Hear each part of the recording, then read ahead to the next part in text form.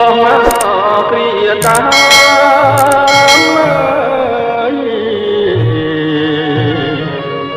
ចិនដាជួយផ្ដាំសន្សើមស្នេហ៍ស្និទ្ធណាចង់តែបានប្រាំមកណែបនិតតែនិស័យចិត្ត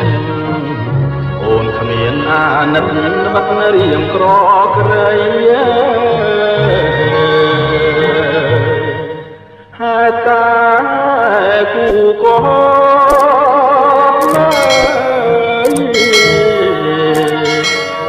ចិនដាភ្លុំស្អំប្រែជាបាតី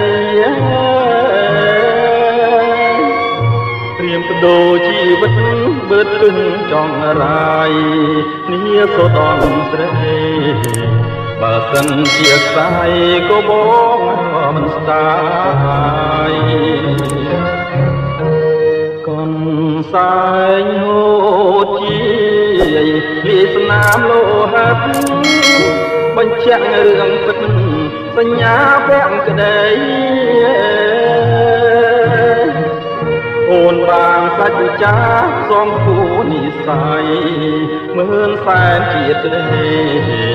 ស្រីបានស្បត់ស្បែស្នេហ៍តែបងមួយកូនសាញ